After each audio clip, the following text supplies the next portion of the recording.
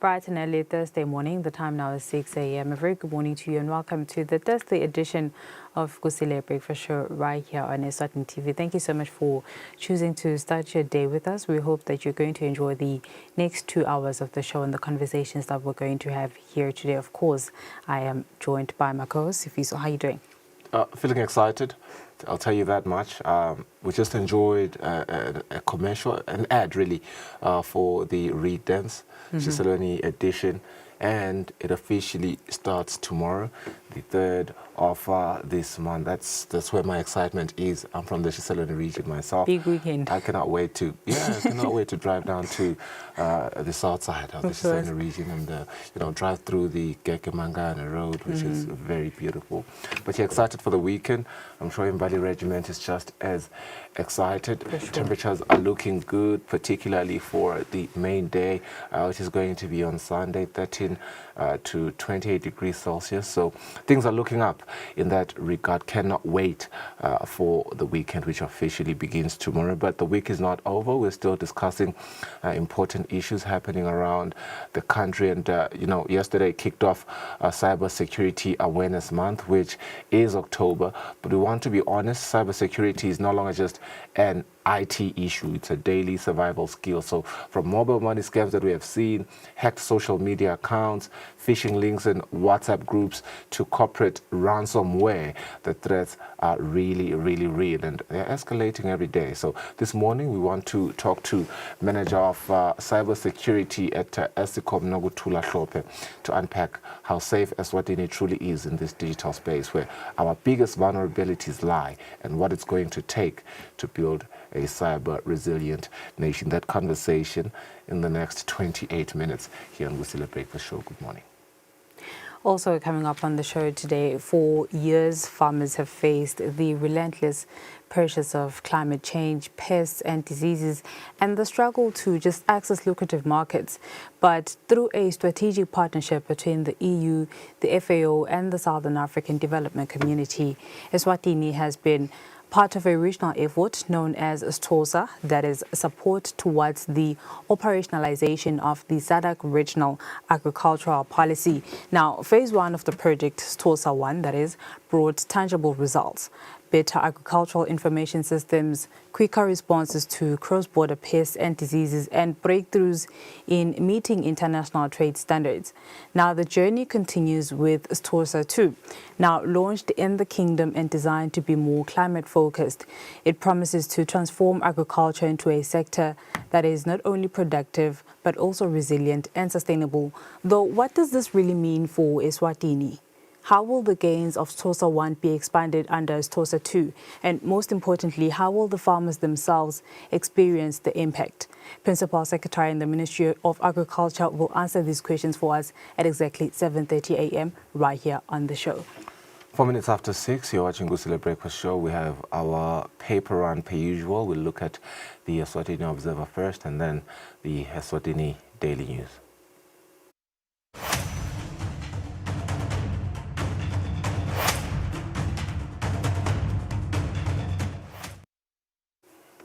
And on the Eswatini Observer front page this morning, we begin with the ongoing case against government spokesperson Alpheus Ngumalo, where judges grill lawyer over Kuchuma age. Judges demand clarity on the age of sexual readiness under custom after government spokesperson lawyer Kombu Lani Msibi's attempt to draw distinctions between customary and statutory consent age. In another story on the Eswatini Observer this morning, government to restore Pocket Park at Inter-Ministerial Building. In other stories, U.S. government extends AGOA by a year, and government wants 1.7 billion emalangeni loan to pay suppliers. In other headlining stories, as my co-host has already mentioned, that we're looking forward to the Umhlanga Read Dance in the Chiseleni region. 40 buses, 60 trucks for Chiseleni Umhlanga Read Dance. Yep, we flip to the back end of this publication now. And the top story there, Eswatini football soars with sponsorship, 22.5 million emalangeni boost for PLE. That is the sponsorship package to run for 3 years. In other stories, the new funder, 2 Brazilian players for Birds Mbabane Swallows have finally secured a new funder who was introduced to the players yesterday. Some renovation irregularities have been highlighted by the Auditor General Timothy Matsabula, who has raised serious concerns over the management and implementation of the Somhlolo National Stadium upgrade project during a briefing to the Public Accounts Committee in Parliament yesterday. Mbabane Swallows Pty Ltd rushed to court to stop match. This ownership wrangle at Mbabane Swallows has taken a dramatic turn after FC Pty Ltd rushed to the High Court seeking an urgent order to halt the team's scheduled league clash against Green Mamba on Saturday at Galanga.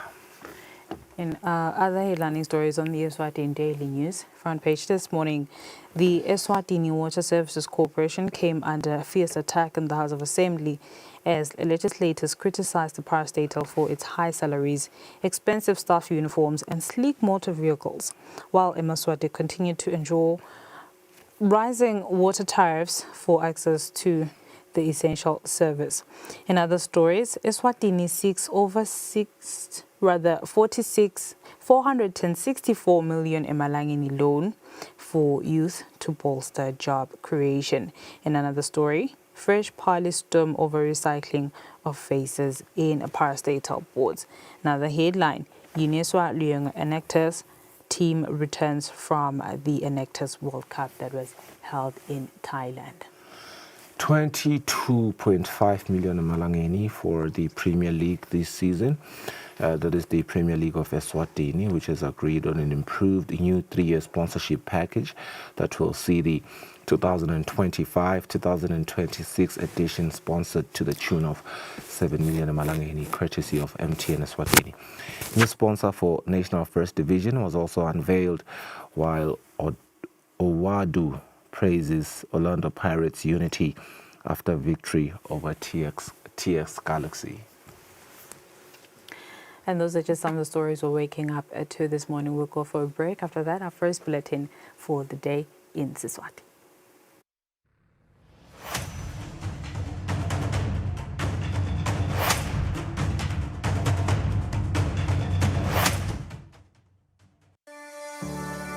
Eswatini TV has signed a code of conduct that is enforced by the Eswatini Communications Commission. We are committed to reporting news that is accurate, comment that is fair, and programming that does not amount to hate speech or the description of gratuitous violence or explicit sex. For any complaints of our programming, please contact us on 2411-9600 or email info@eswatinitv.co.za. You can also contact the Eswatini Communications Commission on 2406-7000 or write a letter to ECCOM on PO Box 7811 Mbabane. Email address is info@ecom.org.sz.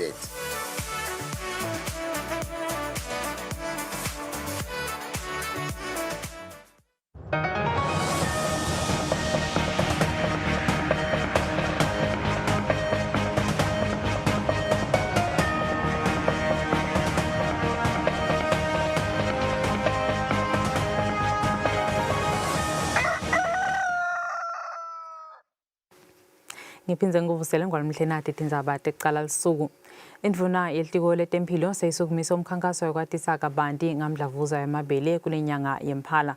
Umhlonishwa Mduduzi Mathebula uthi ilitiko letempilo litimisele kufaka emandla ukuthi linabise ulusito lokuhlola nekufundzisa ngekuvikela mdlavuza emimangweni yakuleli.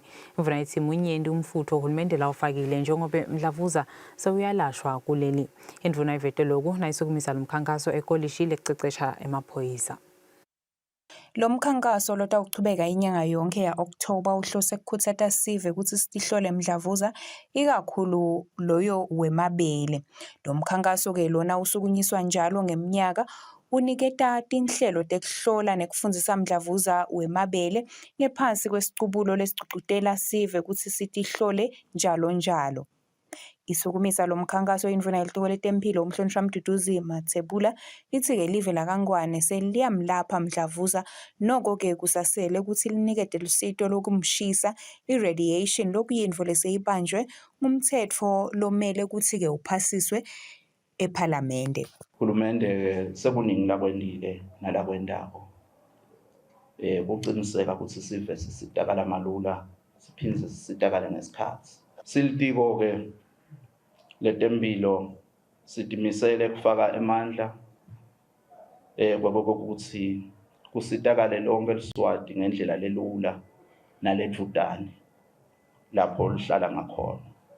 Sitawuchubeka-ke sibambisane nawo onke ama-partners nawo onke ematiko kokuthi sikwente lokho kube impumelelo.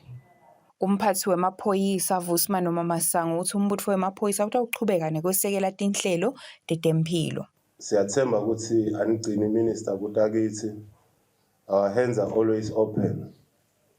Ukuthi nangabe kushothi uhulumende ubonile ukuthi khona la ufuna ukuthi si-partnership khona ezamaphoyisa, we are available. Mengameli wetimphunga Lindiwe Dlamini lophindze abesebandleni i-Women Parliamentary Caucus lelitisekela kakhulu tinhlelo tekucinisekisa temphilo yabomake nemantfombatana utsi-ke iphalamende iyatisekela tonke tinhlelo tekucinisekisa kuphila kwemaSwati.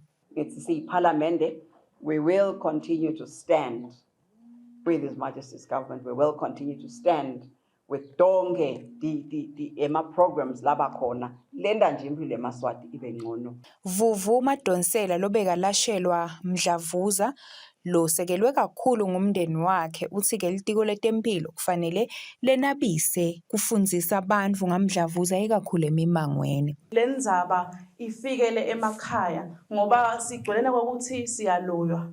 Uthi na ugula nje kubuhlungu la uthi bebangeke baze bangiyekele.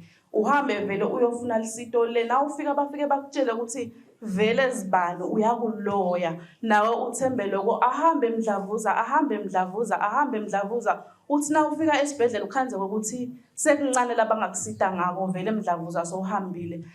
Litiko letempilo lithi mdlavuza wemabele ngumdlavuza wesibili lapha eveni lohamba embili ekubulaleni bomake bese kuthi-ke mdlavuza wekucala loyinkinga kakhulu ngumdlavuza wemlomo wesibeletho i-cervical cancer. Kubika Sondo Mlangeni kuMathapha. Indvuna yelitiko letekwatisa tekuchumana netebuciko umhlonishwa Savannah Maziya yachubeka nekusebentela ukuthi leSwatini libalelwe emaveni lahamba embili e-Afrika nasemhlabeni ngetebuciko. Kungmanje imvuna ihlangene nelisekela lemcondzisi wesifundza se-Africa ka-United Nations Development Program. Indvuna iphindze yahlangana na Joan Amanda kanye na Chishimba Kaluba lababuya ka-Timbuktu. Inhloso yalomhlangano bekubukisana ukuthi ingaphuthumiswa kanjani indzaba yokuthi leSwatini lithuthuke kutebuciko.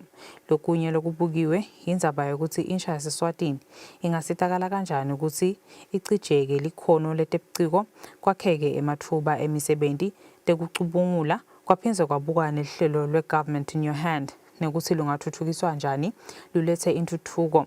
Litiko lithi loku kukhomba ukuthi uhulumende weleSwatini utimisele kanganani kubambisana nemhlaba ekuthuthukiseni emaswati nekubeka live embili kutebuciko e-Afrika.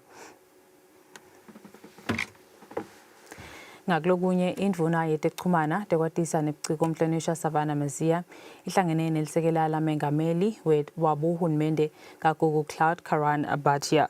Inhloso yalomhlangano bekukubuka ukuthi leSwatini lingasebenzisana njani nale nkampani lenkhulu nakangaka emhlabeni.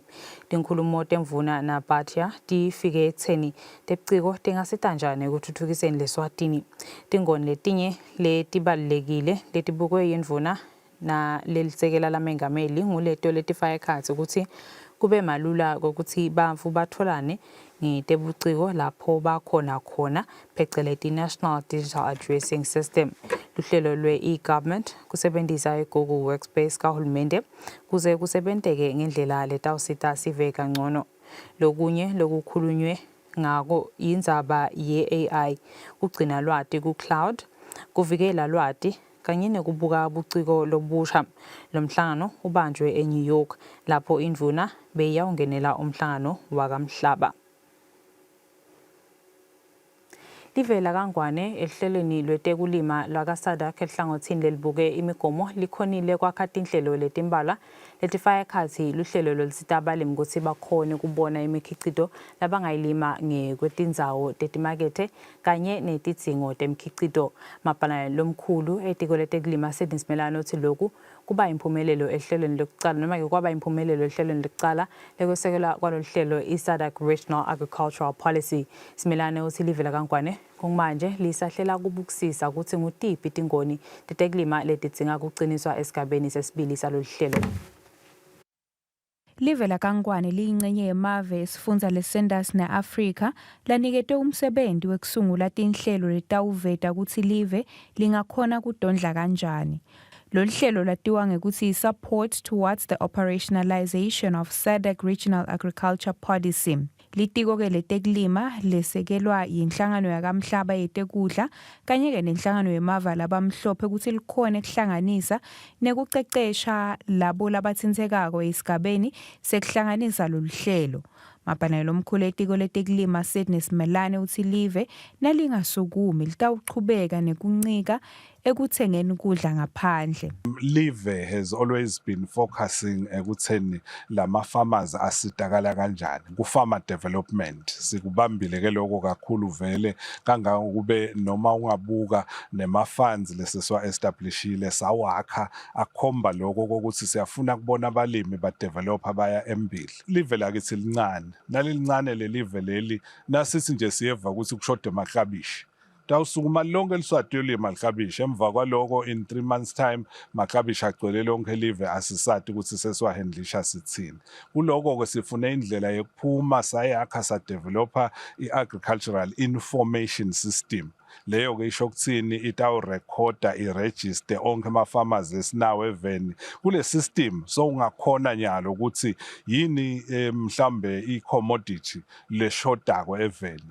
Eswatini is quite far ahead, and the coming of this second phase of STOSA, the design was in such a way that we build in activities that contribute or contribute to the actual ongoing processes in the country. Dr. Cuthbert Kamanje lomelele umphathi wenhlangano yakamhlaba yetekudla uthi lenhlangano yesekela tinhlangothi letimbalwa letiqinisekisa ukuthi luhla live lelinalo lube imphumelelo. Uthi ke laKangwane lenta kahle kakhulu etinhlangothini letahlukene njengoba emave lamanyenti afunza kulo. Uthi tinhlelo letinyenti letendiwa lapha eveni laKangwane tigcine setentiwa nakulamanye emave. Lolu hlelo lwesibili lubheke ukuthi lugcile kakhulu nasetindzabeni tekuvikela tifo etilimweni kanye-ke nasemfuyweni. Kubika Sondomlangeni kuMathapha. Libandla lelimele uhulumende etinkhulumeni tekukhuphulwa kwemaholo etisebenti tembuso libheke ukuthi lihlangane netinhlangano letitimele noma ke letimele letisebenti tembuso ngalesihlanu. Inhloso yalomhlangano kuyokhulumisana ngembiko lwethulwe buchwephesha labe babuka ukuthi itisebenti tembuso tingakhuphulelwa emaholo kangakanani i-salary review. Lo mhlangano bekubheke ukuthi ubanjwe ngalesine kulona leliviki noko. Sihlalo wawo lophinze abe ngumabhalane lomkhulu etiko letisebenti tembuso Mthunzi Shabangu ubhalelele tinhlangano watatisa ukuthi libandla lelimele uhulumende kulomhlangano lisathathisa ebandleni letimvuna tembuso ngalombiko lokuthathisa kubheke ukuthi kuphele ngalesine. Sive sasemaphalaleni sisitawuba ne-primary school letawuvala libanga lelidze lelihanjwa abafunzi kuya esikolweni. Libandla lelibuke ukusebenziswa kwemhlaba i-Land Management Board lihlabe lisoyi ngalesithathu emaphalaleni kuphawula kuqala kwakhiwa kwesikole saseBulimeni Primary School. Isikole lesincane saseBulimeni sitawuvala sikhala sokuhamba sigaba lesithe kubafundzi njengoba kungmanje kuthiwa bahamba sigaba lesingaba ngu-10 wamakhilomitha kuya esikolweni nekubuya. Sihlalo welibandla laka-Land Management Board Petros Mavimbela uthi bafuna ukuthi live lihambisane nemakolo akamhlaba ukuthi bafundzi bangahambi isigaba lesithe kuthola temfundo. Sifikile la sikhonile ukukhulumisana nalesive sonke sathola lokuthi engabe bayanetiseka ngalokhu labasi bacela ukuthi kwendiwe la kulendzawo ikakhulu ekwakheni lesikole. Ngicela kusho ke lokuthi sisakhulumisana nabo bonke bakhulume ngavilinye basesikole bayasidzinga baze basho ukuthi tikole tidudane lapha kule mango lapho sime khona ngoba kuse center ukhanda ukuthi bo 10 kilometers. Sikhulu umnumzane Nkosi Mashila sithi siveka sidlale indima yaso ekwakhiweni kwalesikole sikubambe ngathi totimbili lo msebenzi. Ngiyajabula basebulimeni, ngijabula kakhulu isikole sebasibusisele nabo monke mhlaba bakhona. Awu ngiyacela ukuthi sibahloniphe nalona labasithulelena lomusha usithulele lo mdzala ukuthi kungenteka athi shelele asheye mphatheni kahle bonkosi. Lilunga lePhalamende lenkundla yasemaphaleni umhlonishwa wamabulala maseko lona-ke ligcizelele bomcoka bemfundo njengoba lesikole sakhelwa umango. Sibonga-ke lokuthini bekhona lapha sitokakho umlibalo embili. Mina imfundo ngiyayisaba. Lamhla bayithaba abantwana labakhona nje. Umntwana nakatawudla inthaba, uchamke imvula. Imthelo umntwana akhala asaya esikolweni. Dathi nakabuya nsambama injalo imvula, utawukhala buye ekhaya. Wabantu lo mntwana lo. Wonke umntwana wengonyama. Wenyama kayimfuna umntwana ahluphe. Nesiveke sithokote impela ngekwakhiwa kwalesikole. Nje sijabulile batukulu bethu batawufunza kamnanzi. Lesikole njengalokho namhla sibusisekile kusukela nathi sisatalwa sakhanza solo basinathi bafuna kusendela ukuthi sikhona kufunza dudane. Leti khala lebethi khona betitsabukisa. Lendzawo nawo ya kuletikolo lesingisona besingisona sifundisa labantwana. Singumgubulundvu asihambeki. Kude netimotolwana mhlambe timotolwana noma ngathi gulumba vele nje akuhambeki kuyofika letikolweni.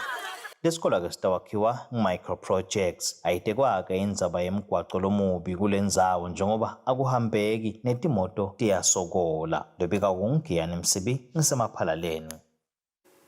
Leswatini litawukhulumisa kakhulu bomcoka betekutsengiselana emkhathini kwemave ase-Afrika nebumcoka bekufaka imali kutempilo emhlanganweni notimvunate ema-5 enkatini le-Afrika lobanjelwe eJoseph leNingizimu Afrika.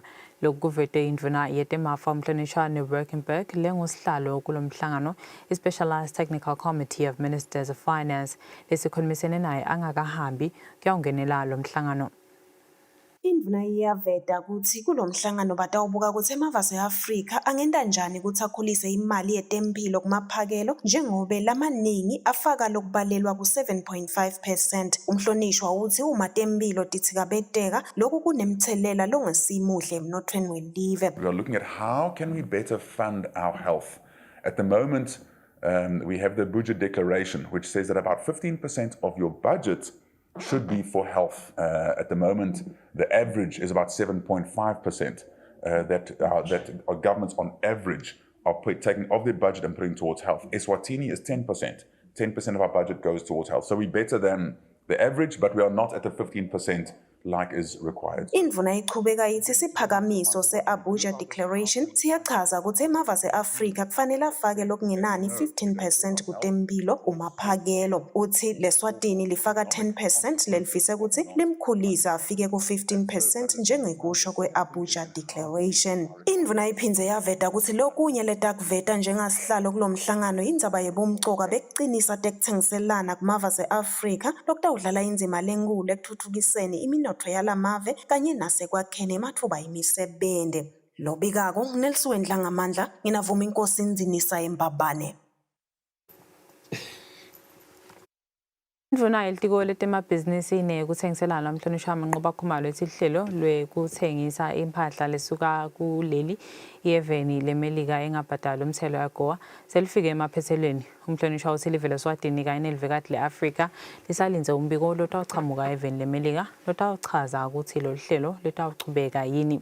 Seyichubeka indvuna ivetile ukuthi litiko litawuchubeka nekukhulumisana nelemelika.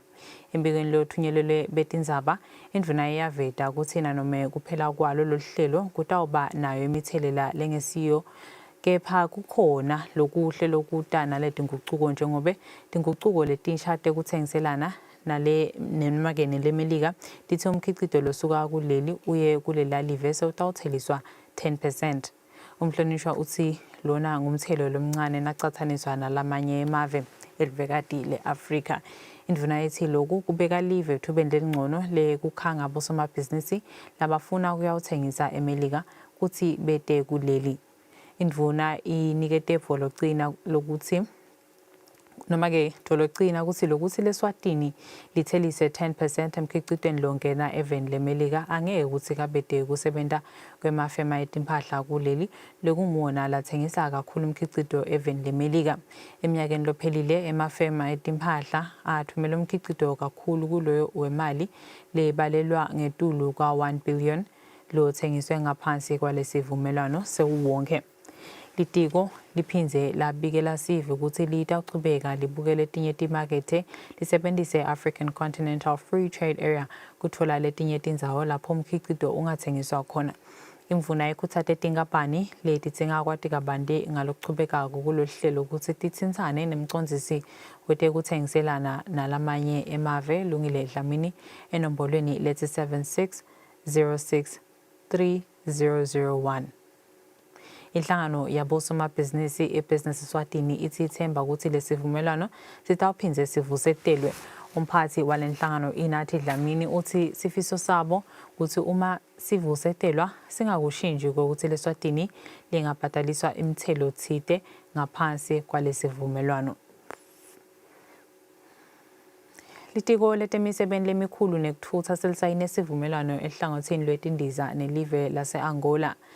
Ngekusho kweSwakha lesivumelwano sisayinwe yindvuna yetiko lemisebenti lemikhulu umhlonishwa Ndladla Ndwandwe kanye nemvuna yetiko letekuthutha kulela live Ricardo de Abreu emhlanganweni wekwephetha umnyaka wenhlangano yetindiza emhlabeni International Civil Aviation Authority labanjelwe eMontreal eveni lase-Canada.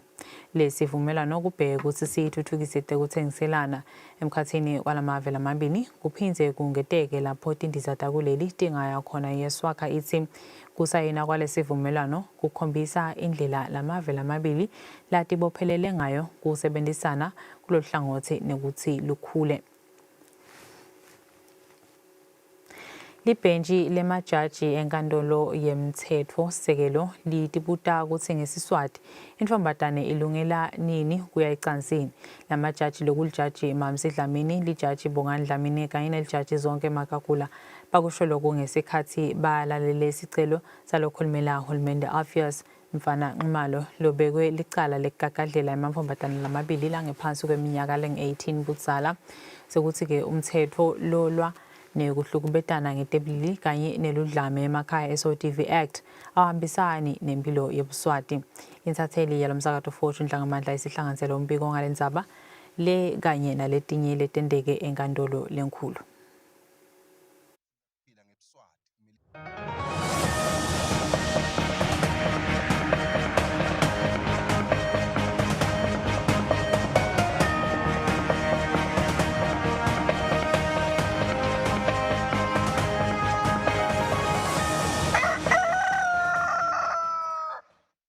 Ngaktemidlalo MTN Eswatini seyitawusekela imidlalo ye-league nga-22,500,000 emalangeni iminyaka lemithatfu letako. Lokwethulwa kwemali yekwesekela kwe-league ukwethule eMahlale Cooking House ezulwini. Imidlalo ye-M10 Premier League yaqala kule mpelasonto lesiya kuya kansi bekusoloko kungateki kahle ukuthi ingabe inkampani ye-MTN iyachubeka yini nekusekela imidlalo ye-league. I-M10 lebe seyisekelela imidlalo ngemali engu-18 million eminyakeni lemithathu lendlulile kanzi nenyalo solitayisekela lemidlalo ngemali engu-22.5 million emalangeni. Indvuna yetemidlalo lebe imelelwe indvuna yetiko letinkundla umhlonishwa Sikhumbuzo Dlamini ibonga kakhulu umshado we-MTN kanye ne-Premier League labayikhombile eminyakeni le-24 lendlulile. Lo mshado uyakutshela ukuthi umfana lo watalwa ngalo mshado usovele nyalo graduateile nasemakolleji lokusho ukuthi ngumshado mbamba lo. Kuyasitshela ukuthi MTN abengakaphambukeli ebholeni abethe wonke ebholeni. Siyadumisa kakhulu lokho sibonge kakhulu ebhodini lokuthi nibe kulo mshado lo mhle kangaka. Phinde sibongele MTN lokuthi kube lo mshado lengawuphathi kahle. Iqiniso lithi kude sponsor lesifuna kuhlanganyana ne-confusion noma kuhlanganyana nento engahleleki. umphathi we-MTN Wandile Mtshali ethula yona le mali uvetile ukuthi batimisele kuchubeka kuthuthukisa yona ibhola kuleli. The community lena is a very important community because it is really the heartbeat of the nation Eswatini. It is the most popular sport and it is a sport that is loved by Eswatini. We've walked this journey with the Premier League of Eswatini over the past 24 years, Honourable Minister. It's not just a sponsorship for us. It is also a relationship that we've built with the sports. We built it on trust. Luyaveta ukuthi eminyakeni lemashumi lendlulile soloba itama kuthuthukisa yona ibhola njengoba naseminyakeni lemithathu letako batobe soloba isekela. We look forward with great anticipation to an exciting and highly competitive season ahead. We're also happy with the Ministry of Youth and Culture for helping the football fraternity to bring the iconic. Sibusiso Nxumalo lolilunga lelikomiti lenhlangano ePremier League uthi bayajabula basangena kusizini lensha ukuthi lesekelwe ngiyo MTN ukuthi utawengeteka nemali kanye nekubuya kwenkundla yesiveka somhlolo. Labekamelele mengameli wenhlangano lengameli umdlalo webhola lapha eVeni Steve Horton naye uvetile bomcuko bekusekeleka kwayo iligi ku-MTN kuphinze kusite kuthuthukisa ibhola lapha eVeni. Labo labebamelele amaqembu lahlukahlukene nabo bebakhona bonke bemaqembu la16. Imidlalo ye-MTN Premier League iyaqala kule mpelasonto lesiya kuyo. Lobikako nguLinda Dlamini ezulwini. Ngalete satepesa ngolmhleti ndzabate kucala lisuku namhla ekseni sithatha likhefu nasibuya sicocisana nokuthula Hlophe lobuya ebandleni elibuke lexhumana kuleli ngendzaba ye-Cyber Security Awareness Month.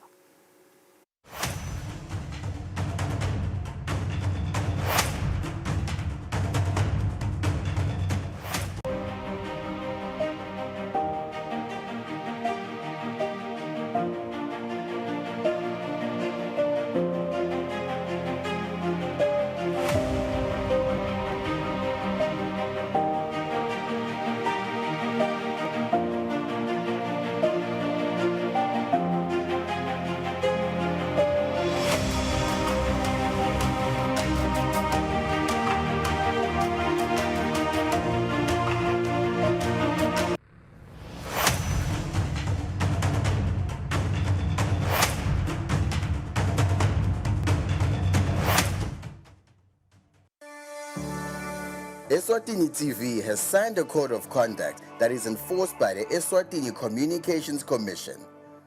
We are committed to reporting news that is accurate, comment that is fair, and programming that does not amount to hate speech or the description of gratuitous violence or explicit sex. For any complaints of our programming, please contact us on 2411-9600 or email info@eswatinitv.co.za. You can also contact the Eswatini Communications Commission on 2406-7000 or write a letter to ECCOM on PO Box 7811 Mbabane. Email address is info@ecom.org.sz.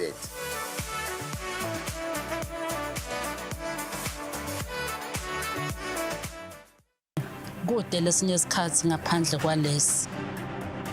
Aba research bafunze.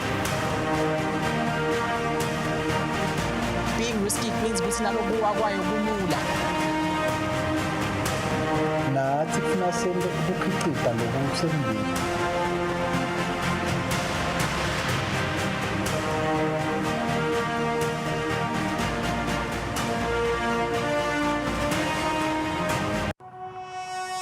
When you choose your adventures, you do so with an open heart and a desire for the unexpected. You embark on journeys to discover new worlds full of wonder. You choose a path to awaken your senses, a world to make you look up and realize just how inspiring this life can be. Arrive and awaken your heart. Explore life in ways only thought possible in your dreams. Discover just how far you go to expand your understanding of life's greatest mysteries. There's just one place on this planet with so much to offer. Now is the time for you to have the royal experience.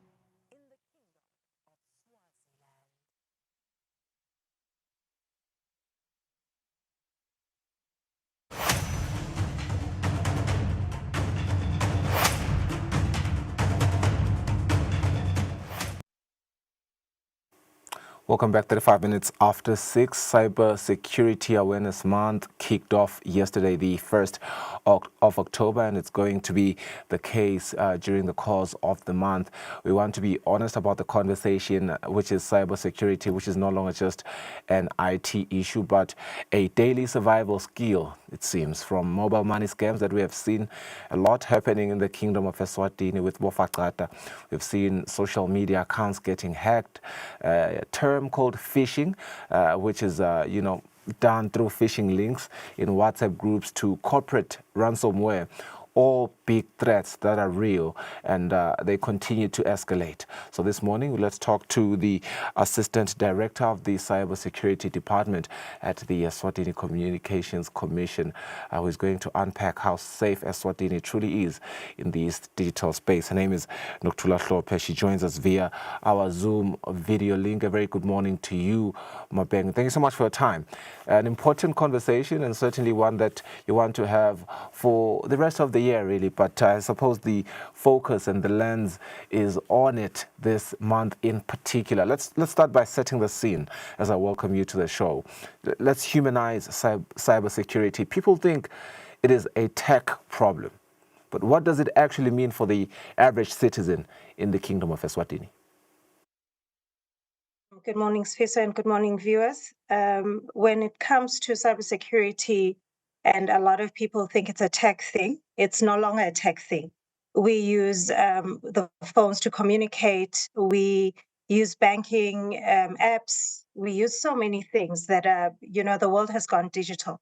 So to the average Liswati, cybersecurity means protecting yourself as you use these online platforms. There's common cyber threats that are always there, but what are those ones that you are seeing right now, and who is being targeted the most? Individuals, could be schools, businesses, government. What is it? Obviously, the one that is the biggest is the Fakata scam. That's still first, because obviously there's financial impact to it. But we've also seen targeted attacks to organizations.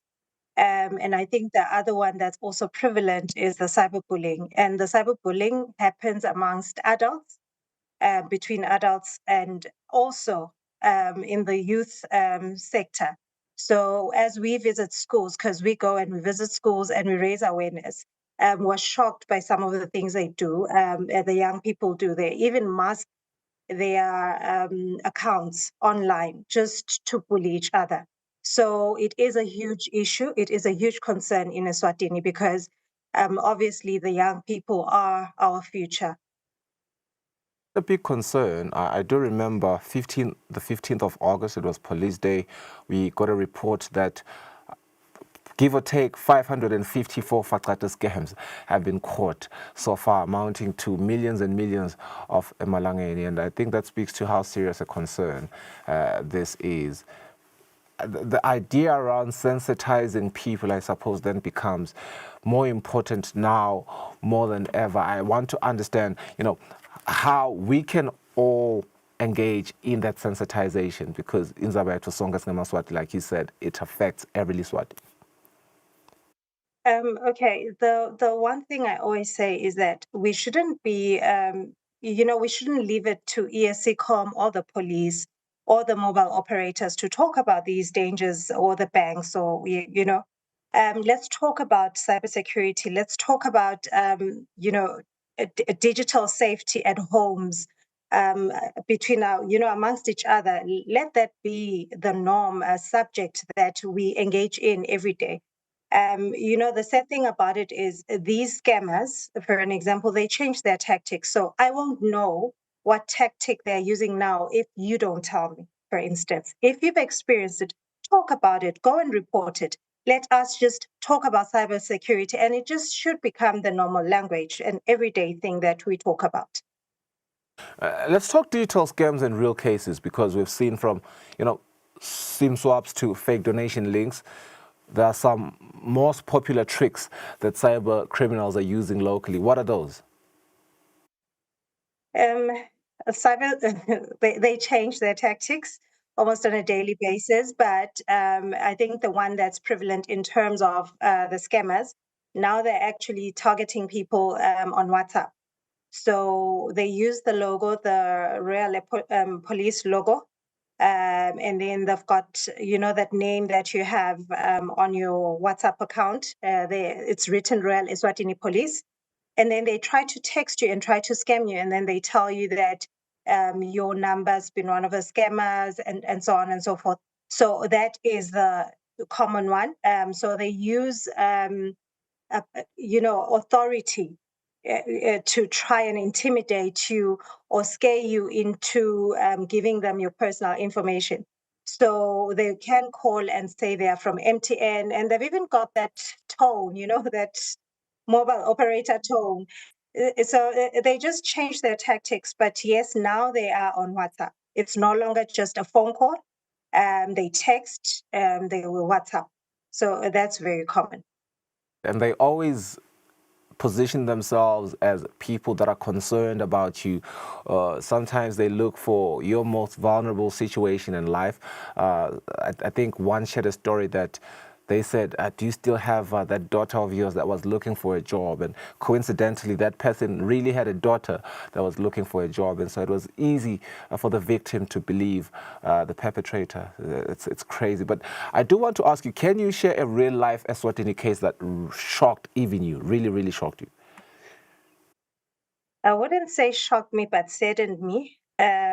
So the one incident that was reported to us was of an old lady, Gogo Wasekaya, like an 80-something-year-old lady that was scammed of her last money. She had 12,000 rands or emalangeni that she received from eGrant. So was targeted by a young man. And that's sad because our, bogogo bomkhulu, they are the most vulnerable.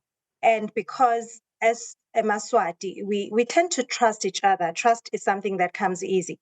So they believed, she believed that young man, she believed what that young man was saying up until she lost everything. So it was sad.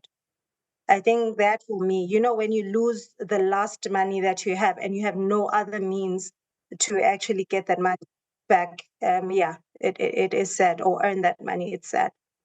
And certainly that's the case for a lot of Bokokobet, Nabo Kulubet. They don't have other sources or means of getting money besides that grant. So it really is a sad story. And I suppose it is an opportunity again to just plead with the young people, just plead with the Eswatini community to really stop this thing that they're doing. But, understanding that the social media trap is getting worse and worse every day. Social media platforms like WhatsApp, Facebook, they seem to be fertile grounds for cybercrime. Why is that? I think it's because now, after COVID, we now use social media platforms to communicate. It's become our, ingrained in our daily lives. So obviously the scammers are going to go with whatever is trending. But I always say that you need to protect yourself, even as you're using those social media platforms. For an example, if you use WhatsApp, I always tell parents, for instance, that, just enable that option, a security feature on WhatsApp that will request your child to join a group instead of finding, that child in a group without their consent. So I always say that there are these security or privacy settings that you need to enable just to have that minimum protection on your social media accounts. There's a term that I've recently learned about on social media coined oversharing. and sometimes people overshare, thinking that it's harmless to them or to the next person, really. What would you advise someone that's on social media to never post or share online, even if they think that it's harmless? I always say oversharing is not okay, unless you're a celebrity or something. Even there, if it's personal information that you do not want people to know and you're not comfortable with people knowing, and there you are exposing it to strangers, I would say no, it's a big no-no. So be mindful of what you share as you use your social media platforms, because you're placing yourself as a target. For an example, some people will go on a trip. Here I'm boarding a plane. Here I am wherever, and then if there is somebody that's following you and they know that maybe you earn a lot of money, Sfiso, you work for Eswatini TV, now Sfiso is away, I can go and break into his house, for an example. So some of the things that we do and we share on social media may make us targets, and sometimes we tend to, I don't know whether I want to I want to show everyone that I'm driving a fancy car, and then I show that. Somebody will connect and say, so she's financially able to afford such a car, then maybe I can target her, so just be mindful of what you share. And then we tend to share information about our children online. And I say that it is very sensitive. You need to protect your child. So if you're sharing, your child goes to the school, Malume is picking her up at this time, or now she's doing this, now she's gone to the cinema, now she's done this. What are you doing? There are people that are just not good people, and they may target your child. So I always say that please be mindful of what you share online. If it is something that you want to share and it's personal, maybe keep it to a group of people that you trust. Create that group of people. Don't just share everything. And certainly, it's quite interesting. I saw someone recently sensitizing people around the very same issue, and they said there's this, growing fun thing on social media where there's questionnaires and surveys that are, I would say, coined as fun, where they would ask you, what was your childhood nickname, where are you from? And normally those are security questions for, your accounts, whatever accounts that you have. And I suppose that makes it easier for people to hack your accounts, isn't it?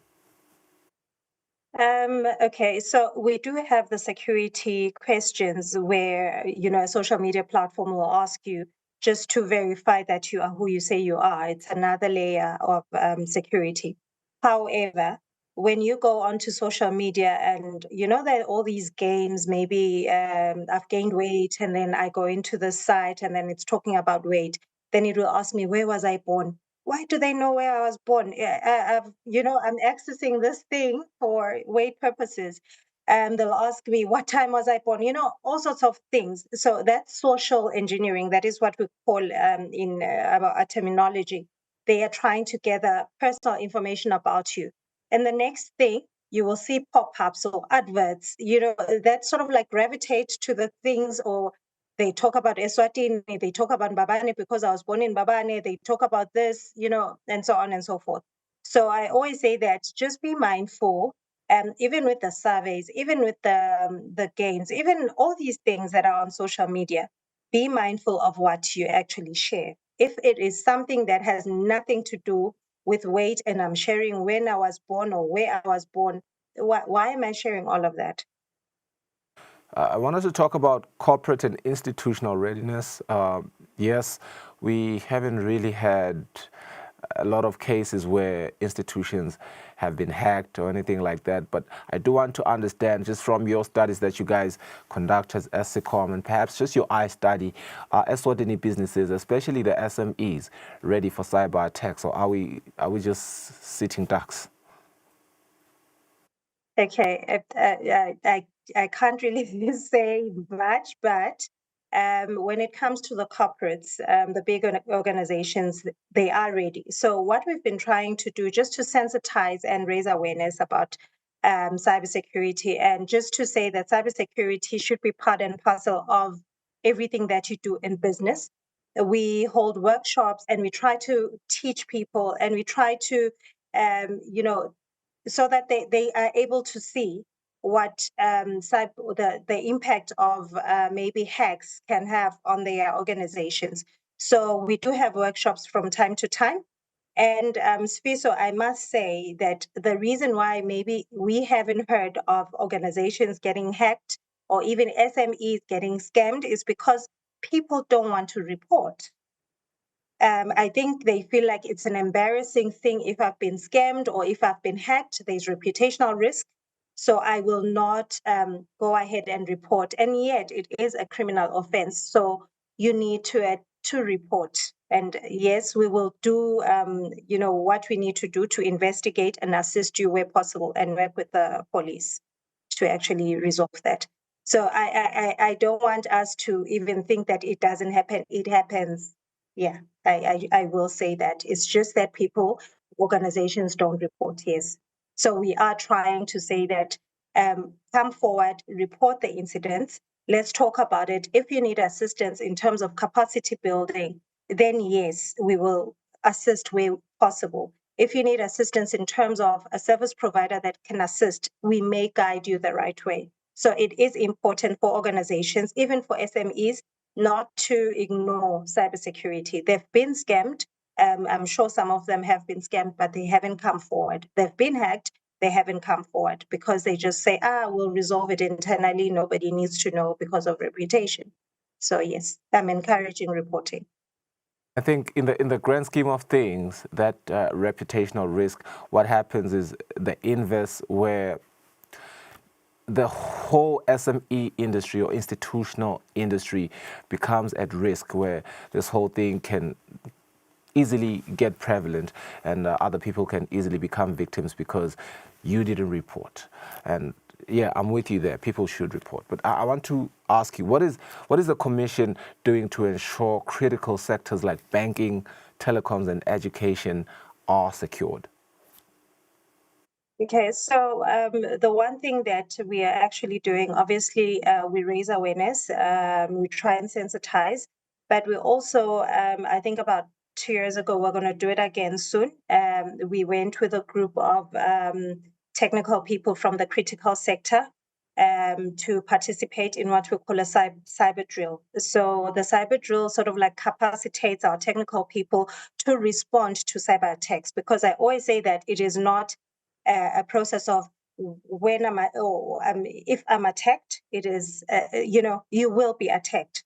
One of us, almost everybody will face a cyber attack of sorts, so long as they use digital platforms. So we do capacitate and we train them in terms of, so if you are faced with, for instance, a phishing attack, what should you do? How should you report it? How should you resolve it? What are the best ways of actually maybe sensitizing or talking to the people within your organization and so on, and having a program in place to actually sensitize your employees? Yeah, I do want us to engage on something that we can both relate in. I think the both of us grew up touching grass, and then the internet came and we touched the internet while we were outside. We couldn't stop being outside because that is just what we were accustomed to as means of fun. But today kids touch the internet before they learn how to write and before they learn anything else. How vulnerable are our children online? They are very vulnerable. So it's up to us parents or guardians to actually protect them from those vulnerabilities. For an example, we've heard of cases where children are actually groomed sexually through social media platforms too. We normally just give them access to the internet and we don't control what they should view. And when you are 3 years old, there are things that you should not see. But here I am as a parent, I just give my child the phone and I say that, view everything and anything. What psychological effect does that have on the child? So these are things that we need to talk about. I always say that the one simple thing is even our TVs, our DSTV, for an example. I'm not saying DSTV is wrong, but I am saying that there are certain channels that maybe children, depending on their age, should not watch. So there are controls that you need to have in place or put in place. You can block a channel on those social media platforms on Netflix. You can go and actually program and create a profile for your child so that they don't have access to shows that they are not supposed to have. So I say that as parents, we do need to control what our children see. Then on the mobile platforms, for an example, there's Family Link. It's what we call Family Link on your Android, where if a child wants to download software onto their phone, you as a parent should actually agree and give them permission to download whatever platform, whatever, even if it's a game. And when it comes to games, even, some games have chat features. Who is your child talking to as they play that game? So these are some of the things, these are the conversations we need to have. I know it's overwhelming for parents, especially, but these are things that we need to discuss. And some of these children seem to be smarter than the adults, and they find ways and maneuver. But we do need to have those conversations, even with our children, and tell them, and talk to them as in why should they act responsibly as they use their social media, online platforms. So there's a lot that they're exposed to. And it can be, detrimental at the end of the day, yeah. And it's easy for some parents to blame and shout at their kids when all the while they've been neglecting their parenting responsibilities. And taking from what you're saying, regulating is part of a parent's responsibility. Should cybersecurity be taught in schools the same way we teach road safety and, some of these important life skills? That's a very good one. And I think, what's that sisho? Lukotjwal semandi. So we do need to teach our children how to behave responsibly as they use online platforms. And e-education has gone into digital, and they learn on on gadgets now. So it needs to be part and parcel. If my child is introduced to social media or the internet as early as grade 1, then cybersecurity should be part and parcel of the curriculum. Policy and legislation. Do we have strong enough cyber laws in the kingdom to prosecute cyber criminals? What would you say to that? Yes, we've got the Computer Crime and Cybercrime Act with stiff fines, and I think the crimes there are clearly defined. I've actually read an article that we as Eswatini have a comprehensive legislation for cybersecurity when we're rated against other countries. So we do. I think it is just we do need to capacitate everybody so that they understand the role they have to play in the whole cybersecurity ecosystem.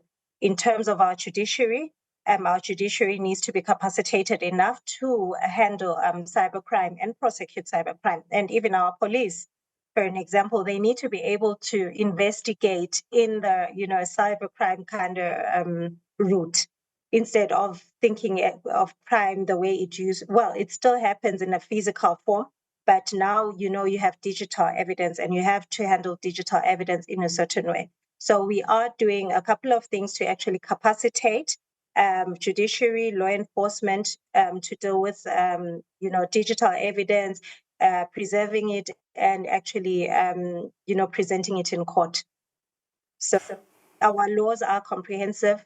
Penalties are quite stiff, Here's the sad truth. Not everyone wants to be techie at all. Not everyone is as keen towards being tech savvy as some people are. And I suppose that is a problem when we speak about digital hygiene and practical takeaways that you may want to impart to our viewers at home. Give us your top 5 cybersecurity good habits or must-dos that every listener can apply today, even if they are not tech-savvy at all, because they can be a victim any day. I think the first and foremost, which is the simplest, you can't leave a door open and in a dangerous place. So you do need to have a password, and a strong password that people cannot easily guess. And it shouldn't be something that's obviously linked to you personally. So I always say that have a password. I use passphrases as my password. So I've got, maybe my password is like 20 characters or something. So that's one. Yes. You know, and I don't know why, Swiss, don't say, I don't know why we think passwords need to be in English. Food for thought. So if, you know, I know there's Mkonvo River, Umkonvo Loselbonjeni or whatever, that can be a password. Simple as that. You need to be tech savvy, and you don't have to know English. And then the second one that I always say is that please, we are on social media platforms, and on your Facebook, on your WhatsApp, there is what we call two-factor authentication or multi-factor authentication. It's a second level of authentication to make sure that you are who you say you are. So if somebody is able to guess maybe the first password, it will ask them a question just to verify that they're who they say they are. We've seen some accounts being hacked because the two-factor authentication wasn't enabled. So please enable that. That's the second one. So all these social media platforms have that. And then the third one, if there is personal information that you don't want people to really know, please don't share it on social media. Okay. Do not share your personal information. Do not give out your PIN to anybody. Do not, your identity details, just keep all of that private. You know, we always say that it's easy to find another Noktula Shlope, for an example. If I am always going to share my ID number, where I stay, where I work, then a person can create a profile and can impersonate me. So we've seen a lot of that as well. And then the fourth one that I always say to people is just, you know, when you are on social media, okay, because people like followers and they like commenting and so on and so forth. You know that when you find, if somebody has said something malicious about somebody on social media and you add your comment, in our law, you've somehow committed a crime. So please be mindful because you don't want to find yourself on the wrong side of the law. Okay. So that's another one that people kind of miss at times. They just comment, and they laugh at things that they shouldn't, you know, laugh at. And then the fifth one, and this one is a plea to all Emaswati. Can we just stop being malicious and, you know, towards each other on social media? Because you are asking about the law, Swiso. To cyberbully somebody, if I'm found guilty, it's a minimum of 250,000 emalangeni, 3 years imprisonment, or both. So the day that, you know, somebody is prosecuted or charged with that crime, that is what, you know, it could go up to. So I wouldn't want any Liswati to be, you know, to be a victim of that. But let us be mindful of what we share. Dr. thank you so much for your time. She's the Assistant Director, Cybersecurity Department at the Eswatini Communications Commission. And as we end this segment, be sure to change your passwords to 20 characters and activate two-factor authentication. And do not overshare, particularly your personal info. Do not be co-opted into malicious commentary online, and certainly do not involve yourself in any act of cyberbullying. You're watching Kusile Breakfast Show. We continue after the break.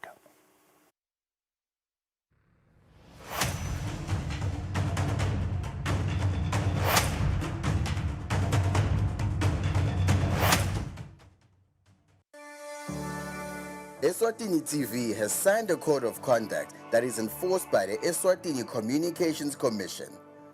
We are committed to reporting news that is accurate, comment that is fair, and programming that does not amount to hate speech or the description of gratuitous violence or explicit sex.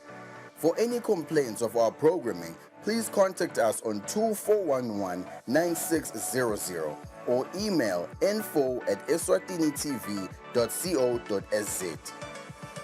You can also contact the Eswatini Communications Commission on 2406 7000 or write a letter to ECCOM on PO Box 7811 Mbabane. Email address is info@ecom.org.sz.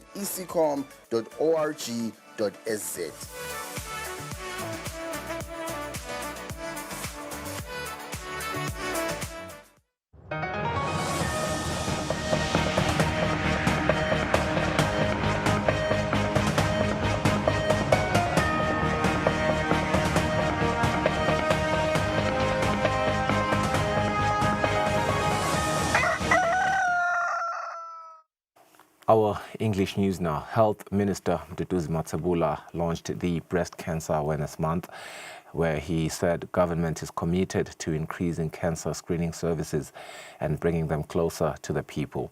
The minister says that the country has the capacity to treat cancer, but the challenge remains as the absence of radiation services, as government is awaiting Parliament to pass the radiation bill.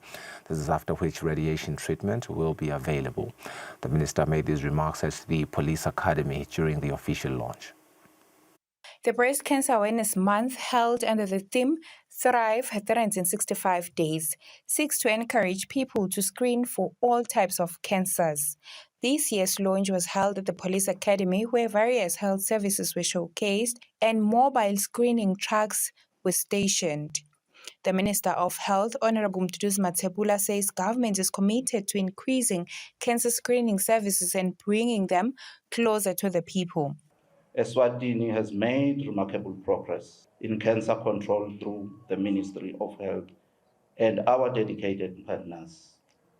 We have done the following: delivered free breast and cervical cancer screening services to thousands of women in rural and remote areas via mobile clinics, expanded the breast early detection using the fine needle aspiration, increase the cancer specialist, provided psychosocial support, transport assistance, and palliative care, ensuring that treatment is accompanied by dignity and comfort.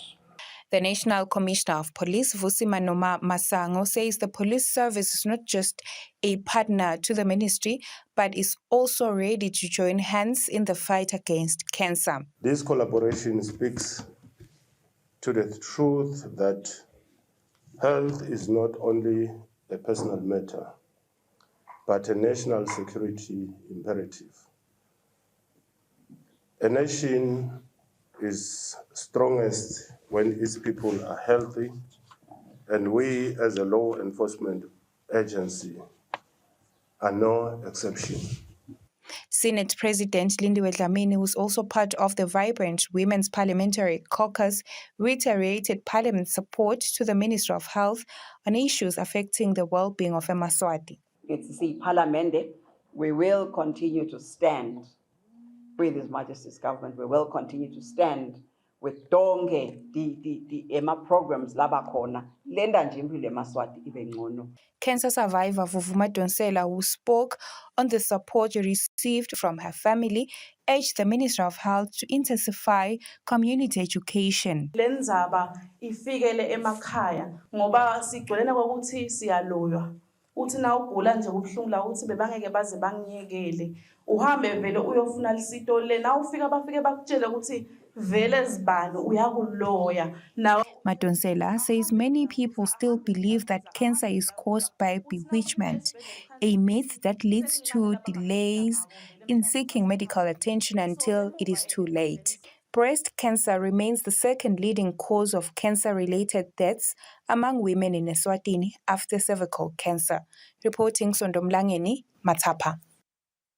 The Minister of ICT, Savannah Mazia, met with UNDP's Deputy Regional Director for Africa, Isata DE, to strengthen collaboration on digital transformation initiatives. The discussions aimed to accelerate Eswatini's digital agenda, focusing on digital skills development, building youth capacity and skills to drive innovation and job creation. They also focused on Government in Your Hand initiative, enhancing public services through digital platforms for inclusive and sustainable development. Further focus was on digital transformation, leveraging global partnerships to empower Eswatini's people and position the kingdom at the forefront of digital advancement in Africa. The ministry said this engagement underscores the government's commitment to harnessing international expertise and resources to drive digital growth. It said the UNDP has been working closely with it to assess the country's digital readiness as well as to identify areas of improvement. The ministry also said the partnership between Eswatini and UNDP highlights the importance of global cooperation in driving digital transformation and achieving sustainable development goals. The Kingdom of Eswatini is set to accelerate its digital economy. This is after engaging with Google Cloud during a meeting in New York. The Minister of ICT, Honorable Savannah Mazia, explored potential collaborations with Google Cloud's Vice President of Government Affairs and Public Policy, Karan Bashir. Key areas of focus include a national digital addressing system, e-government solutions, artificial intelligence, cloud computing, and digital skills development. This partnership aims to strengthen Eswatini's digital future as well as to position the country at the forefront of Africa's digital transformation.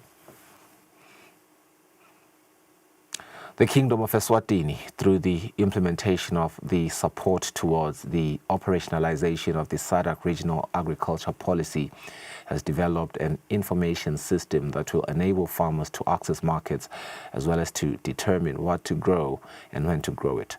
This was revealed by the PS in the Ministry of Agriculture, Sydney Simelane, who says that the project aims to enhance programs that promote food sovereignty in the Kingdom of Eswatini. Simelane was speaking during the official launch of the second phase of the support towards the operationalization of the SADC Regional Agricultural Policy.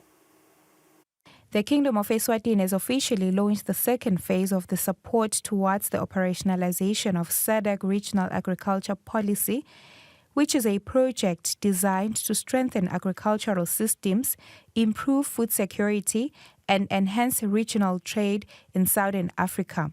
Speaking at the launch, the Principal Secretary in the Ministry of Agriculture, Sydney Simelane, described the project as a milestone for Eswatini that it will empower farmers with access to better markets and information systems to determine what to grow and when to grow it.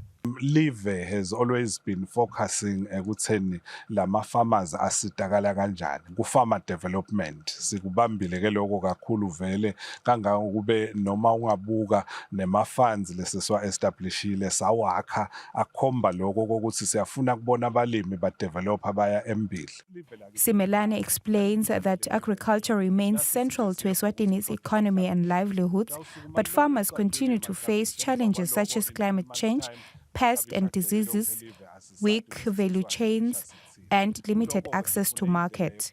Simelane says the STOSA initiative, funded by the European Union with technical support from the Food and Agriculture Organization, would help address these issues through 5 key components, including strengthening agricultural data systems, plant and animal health measures, as well as food and nutrition security.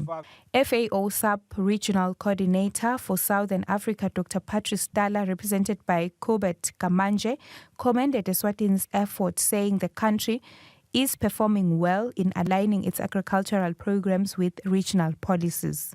Eswatini is quite far ahead, and the coming of this second phase of STOSA, the design was in such a way that we build in activities that contribute or contribute to the actual ongoing processes in the country. For example, we have activities in the second phase of STOSA that already build into the work that is ongoing for value chain planning, for supporting commodity and industry associations. It's work that we are already doing, and we are taking that work further through the second phase of STOSA. The £10 million program is expected to benefit smallholder farmers, particularly women and youth, by creating inclusive and resilient agricultural value chains that contributes to both national and regional food security. Reporting Sondomlangeni Matapa. The Joint Negotiation Forum is expected to convene on Friday, and the forum was expected to convene on Thursday. The postponement has been communicated to public sector unions through a letter attributed to JNF Chairman Mthunzi Shabao. The forum is expected to negotiate public servant salaries following the handing over of the final report by the consultant that was tasked to compile it. In the correspondence, Shabango said the government negotiation team was still engaging cabinet on the final report, as well as these engagements that are expected to run until Thursday. Mapalaleni residents will now have a primary school, which will close the gap in the distance traveled by learners to and from school. The Land Management Board commissioned the construction of Ebulimeni Primary School. We have a report. The Land Management Board has officially commissioned the construction of Ebulimeni Primary School under Mapalaleni in Nkundla. The construction of the school will come as a relief to parents, as currently learners walk a distance of about 10 kilometers to and from nearest schools. The Land Management Board Chairperson Petros Mavimbela says they received a request of a construction of a primary school from Mapalaleni constituency, and indeed they inspected and asked around, and they saw the need of the school and find that the request was valid, which is why they have come to commission the construction of the school. Sifikile la sikhonile ukukhulumisana nalesive sonke sathola lokuthi engabe bayanetiseka ngalokho labasi bacela usikwendiwe la kulendzawo. Mavimbela says they want to align with the Sustainable Development Goals that learners must not travel long distances to access education. Prince Mashila says everyone must be involved in the construction of the school and embrace the project. Ngiyajabula basebulimeni, ngijabula kakhulu isikolo asebasibusisele nabomonge mhlaba bakhona. He says residents must bring the Tulo to Ndlungulu, which will work towards the construction of the school. Mapalaleni Member of Parliament Honorable Mabulala Maseko says he values education so much. The learners must be lucky ones to have a school closer to them.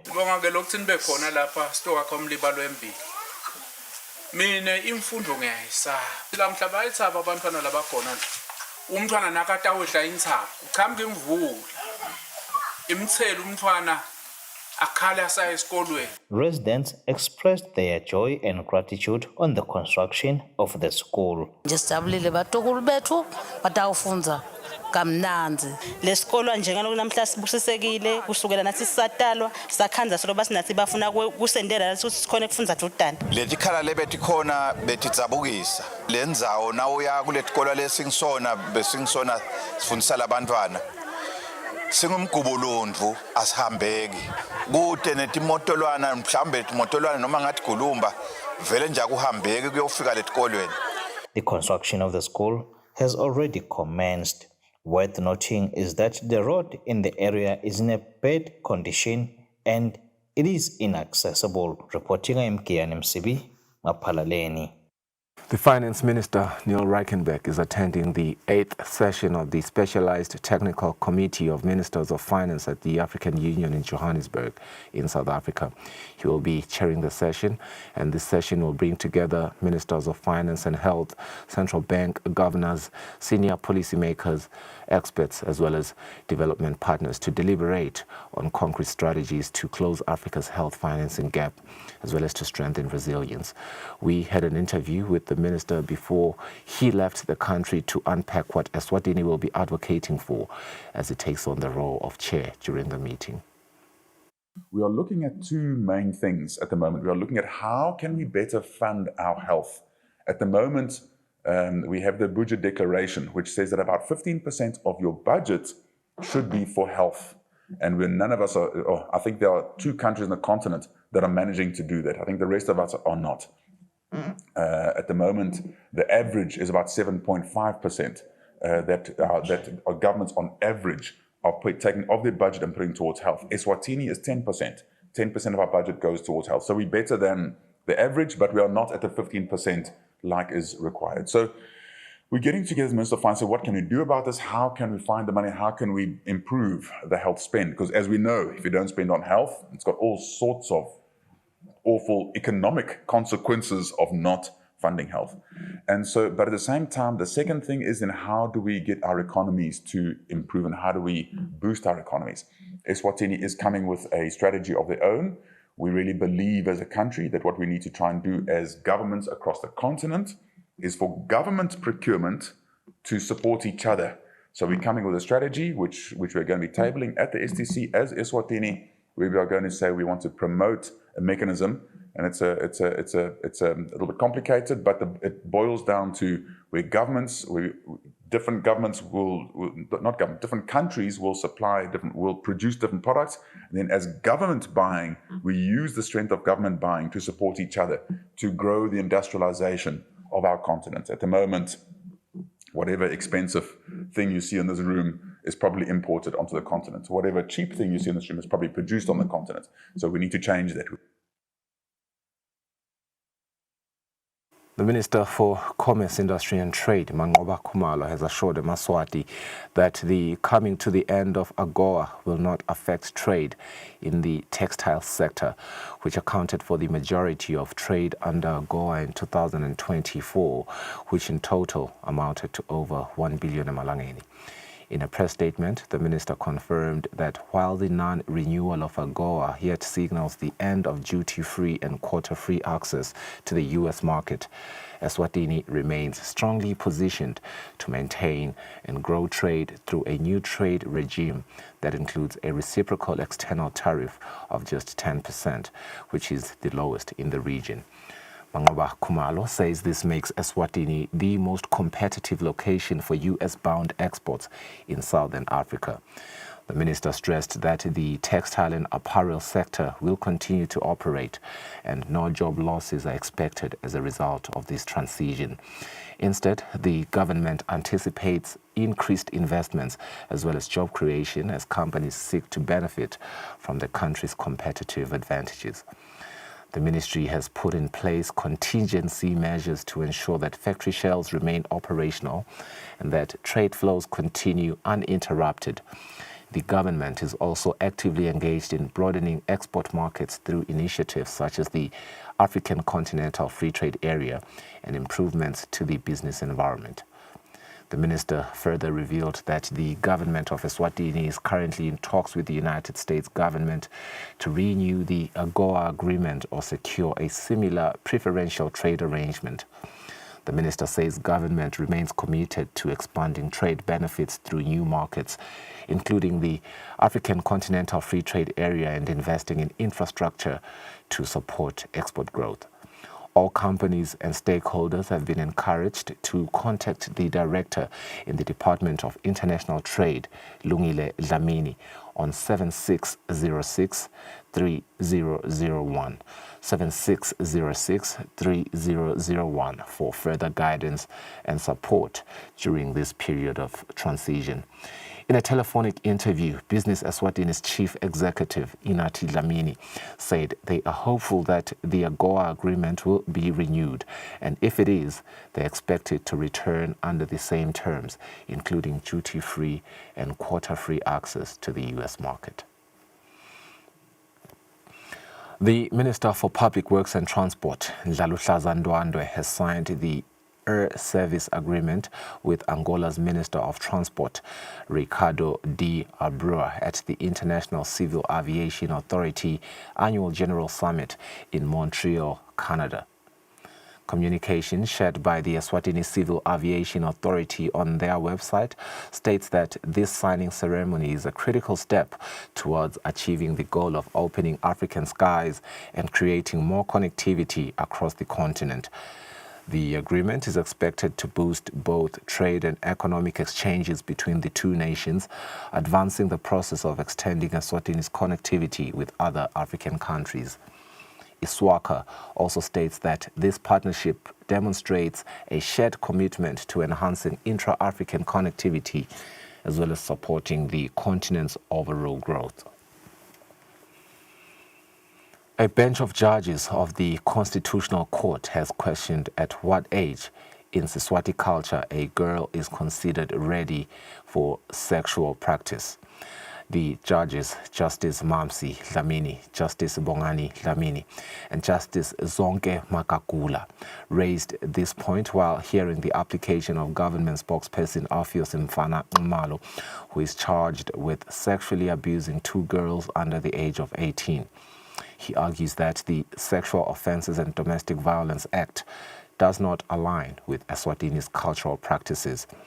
Our reporter, Fortune Langamandla, has compiled a story, including other developments that took place at the High Court. Earlier this year, government spokesperson Alpheus Mfana, age 61, was charged with 2 counts of rape. He is accused of sexually violating 2 sisters, one age 17 and the other 18. Ngumalo, who is out on bail, filed an application before the High Court, challenging that the law he was charged under, the Sexual Offences and Domestic Violence SODV Act, is invalid. When the matter was heard before a full bench of judges, Ngumalo, through his lawyer, Professor Kumbulani Msibi, accused that the act was invalid because it did not follow the proper procedure before being passed into a law in 2018. He submits that, according to the country's constitution, a special section 115, any law affecting Eswatini customary life must first pass through the Council of Chiefs, a body of 13 traditional leaders. He claims that since this council has not yet been formed, the SODV Act never passed through it and therefore does not exist in law. He further argues that Section 32 of the Constitution grants every citizen who feels their rights are being violated the right to seek redress in court. In his view, his rights were being violated by being charged under the law that does not legally exist. Malu insists that because he was charged under the law that is invalid, his entire prosecution is unlawful. He also claims that the SODV Act is inconsistent with Eswatini customs as it changed many cultural practices, including kukutela and sexual relations with girls under 18. Malu's lawyer accused that prior to the SODV Act, it was legal for a man to have sexual relationship with a girl aged 16 or older, and that under the 1920 law, there was no specific an age limit under Eswatini customary practice. On the other hand, Crown Lawyer Mdeni Vilagati from the Attorney General's Chambers countered that evidence presented by Acting Director of Public Prosecutions Lomvula Hlope shows that Ngumalo should have raised his objections when his criminal case starts before Manzini Principal Magistrate David Khumalo. He says at this stage Khumalo will have referred the matter to the High Court if deemed necessary. Vilagati further accused that Ngumalo's application, which sought to invalidate the entire SODV Act, was problematic. If granted, it would mean all persons previously convicted under the law will have to be released. He also submits that Ngumalo had failed to show the law infringed on his rights and that he was charged with rape, not with consensual sex with a minor. Vilagati maintained that Ngumalo's application should be dismissed as it was premature and without merit. He also asked the court to order Ngumalo to pay the legal cost of bringing his case to court. Judge Zonke Makakula questioned whether such a cost order might deter other victims or accused persons from bringing cases to court. Vilagati responded that in this instance, Ngumalo have deep pockets and could afford to pay cost. The bench of the judges then asked both lawyers to clarify at what age in Siswati culture a girl is considered ready for sexual intercourse. Msibi responded that under the 1920 law, it was legal from the age of 16 or when a girl was seen to be ready. Judge Mamsi Dlamini interjected, asking whether this meant even a minor child could be considered ready if a man deemed so. Msibi replied to the negative. The judges observed that such a subjective test would create problems, as what one person considers ready may be seen different by another. They note that although young children were sometimes married off in traditional settings, that did not mean they were mature enough to engage in sexual intercourse. The court found that there is no clear legal position in Siswati culture stating at what age is a girl ready for sex. A ruling on the matter was reserved and all parties would be informed once it is ready. In a separate case at the High Court, the third bail application of Menzi Bongeka Maluleka Bembe was dismissed. Bembe, who was studying engineering at the Eswatini College of Technology when he was arrested in 2024, was charged together with Bonkosi Bongo Ngambule. They are accused of torching a police van carrying a corpse at the Mbabane Government Hospital in May 2022 and of burning the national flag at the Mbabane campus of the University of Eswatini. This was Bembe's third attempt at securing bail. His first application was dismissed by Judge Zonke Makakula on the 25th of November 2024, and his second was rejected by the Supreme Court in January this year. The state application was heard by Judge Kosnat Masego, who dismissed it on basis that no new facts had been presented. The judge ruled that the argument that he is a student had been considered before and could not be used again. That is, his father's unemployment did not change his status as a non-breadwinner, and that his medical condition could be managed at correctional facilities. Judge Masego therefore dismissed Bembe's third bail application. Reporting Fortune Dlangamandla, High Court. The Eswatini College of Theology held a mental health awareness walk on Wednesday that is aimed at creating awareness on the importance of mental health. We have a report. The mental health awareness walk started at the College of Theology in Eswatini to Gables and back to the college. The reason of the walk is to raise awareness on mental health, the importance of a healthy mind. The College of Theology held the walk in partnership with the Eswatini College of Theology Psychology Association. The college's principal, Dr. Louis Chumba, says suicide statistics are high in Eswatini, thus the need to raise an awareness. Suicide is on the rise, it's on the increase. So many people are committing suicides, and we are among the highest in the world. Can you imagine? Among the highest in the world. So we are to organize this so that we can have an awareness, teach people about mental health. Because for you to enjoy life, you have to be physically fit, spiritually fit, and mentally. Zinhle Dlamini, the College of Theology Psychology Association president, says some churches tend to lure brethren into doing various things which in the long run affects them psychologically. She says this association is open for everyone. Ibuka tonke letinhlangatso so kude lapho khona engangeni khona ma organization yangena ebandleni iyangena nakuyi community futhi nakuwo umphakathi nje aphelele. The association encourages people to prioritize mental health at all times. Reporting Mkiani Msibi, Ezulwini.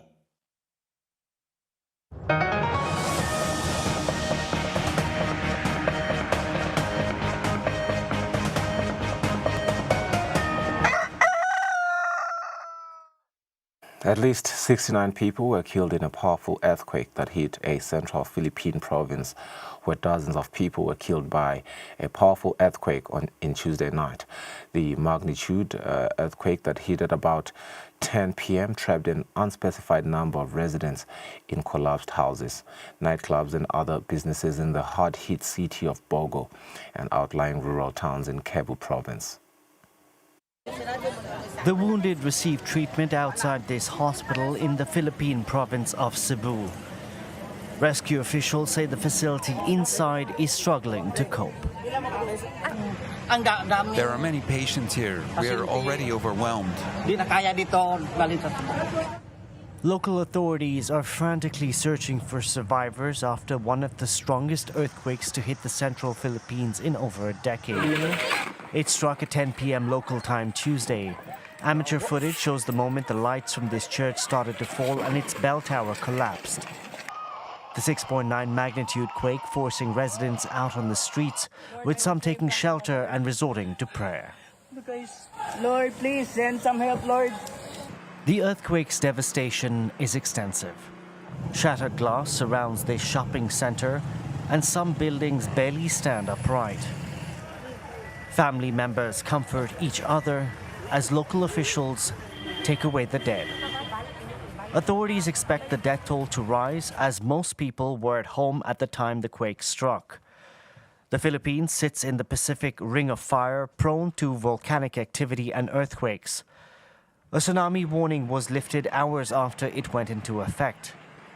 The earthquake comes as Cebu and other provinces in the Philippines recover from the passing of Tropical Storm Bualay, which killed dozens. Roughly 750,000 federal workers are expected to be furloughed, some potentially fired by Trump's Republican administration. Many offices will be shuttered, perhaps permanently, as Trump vows to do things that are irreversible, that are bad. As rich in his deportation agenda is expected to run full speed ahead, while education, environmental and other services sputter, the economic fallout is expected to ripple nationwide. The US government shuts down. Federal workers brace for impact. Thousands will be furloughed, while many in jobs deemed essential will be expected to work without a salary until an agreement is reached. Meanwhile, US President Donald Trump threatens further cuts. 300,000 federal jobs have already been slashed since the start of the Trump administration. We don't know what our functionality of government looks like with that level of staff. People have this notion that the federal workforce has grown and grown and grown. It hasn't. It has been nominally the same for 60 years. Unions warn that as well as upsetting existing services, a shutdown will likely also make it harder to recruit and retain federal employees in the future, who on average earn 25% less than those in the private sector. Air travel, scientific research, and military operations are all areas that could face disruption. The effects of a shutdown are usually staggered. Staff at national parks and monuments are often among the first visibly reduced. A lot of parks have valuable resources inside the parks, and if they're not protected, if they're not guarded, if they're not maintained, those special aspects of the park we could lose as Americans. Leading Democrats and Republicans have rushed to cast blame on the other side. Republican House Speaker Mike Johnson pointed the finger at Senate Minority Leader Chuck Schumer for the failure to reach a deal, while Democrats, including Alexandria Ocasio-Cortez, accused Republicans of refusing to compromise. A flotilla bound for Gaza with aid for the war-battered Palestinian territory said on Wednesday that it would continue its course despite what it called intimidation tactics by the Israeli military. The flotilla of some 45 vessels carrying activists and politicians, including Swedish campaigner Greta Thunberg, as well as Nelson Mandela's grandson, Mandla Mandela, departed Spain last month with the aim of breaking the blockade on Gaza, where the United Nations has said there is a famine. A smattering of boats dot the Mediterranean Sea off the coast of Gaza. In total, some 50 vessels make up the flotilla that's trying to break the blockade imposed by Israel. As they near their destination, reports mounting of increased drone activity and maneuvers at sea intended to intimidate, carried out by Israeli warships. We know that we're going to be facing these types of threats or these types of intimidations more and more as we move forward. We're aware of this, and we're here to challenge this, to challenge attacks, to challenge threats, to challenge potential interceptions in international waters that violate international law. Securing the flotilla has been a concern, with many foreign nationals participating. Until recently, Italian warships were accompanying the vessels, but Rome could no longer assure the flotilla's safety as the boats approached waters around Gaza. It is dangerous to approach an area controlled by the Israeli Navy, and our Navy certainly cannot accompany the flotilla ships to force the blockade. The flotilla's mission to ease suffering in Gaza gaining attention from different corners of the world. And what the flotilla is carrying is exactly the courage to enforce international law, while all other actors responsible to enforce international law are sitting idle, looking aside, and even helping Israel enforce the blockade. One notices the desire to respond to a true humanitarian emergency, but there are so many elements there from all different places, and we are hoping that there is no violence and that people are respected. That is important. As the flotilla inches towards Gaza, Italy and Greece are calling on Israel not to hurt any of the activists aboard. Members continue to reject proposals to hand over aid to the Catholic Church, adamant to expose Israel's naval blockade, which they consider unlawful. Two crew members of a Russian shadow fleet tanker seized off the French coast that have been taken into custody. The tanker is suspected of being involved in drone overflights in Denmark, and the two detained crew members presented themselves as the ship's captain and his first mate, he said. Part of the so-called shadow fleet involved in the Russian oil trade, this tanker, hit by EU sanctions, is now the subject of a French investigation. Known under various names like Boracay, Pushpa and Pifos, the vessel has been anchored off France's Atlantic coast for several days. The probe was launched over the crew's failure to justify the nationality of the vessel and refusal to cooperate. While attending an EU summit on Wednesday, the French president praised prosecutors' actions. There were some very serious mistakes made by this crew, which justify the fact that the case is now being investigated. But this highlights the presence and reality of a phenomenon that we've been describing and denouncing for a long time. We have between 600 and 1,000 ships operating this way, enabling Russian oil to be transported even when it's banned. The European Union has slapped sanctions on hundreds of tankers used by Russia to circumvent oil export curbs imposed after its full-scale invasion of Ukraine. According to Macron, the shadow fleet finances 40% of Moscow's war effort. Despite its aims to cripple the Russian economy, the EU still imports Russian-made crude, notably from India. Shipping data show Boracay left a Russian port on September 20th before navigating close to Denmark around the 23rd. The vessel's path has aroused suspicions that it was involved in mystery drone flights that disrupted air traffic in Denmark between September 22nd and 28th.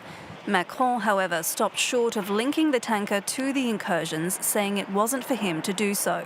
The same vessel was detained and then released by Estonia in April, at the time known by its previous name Koala.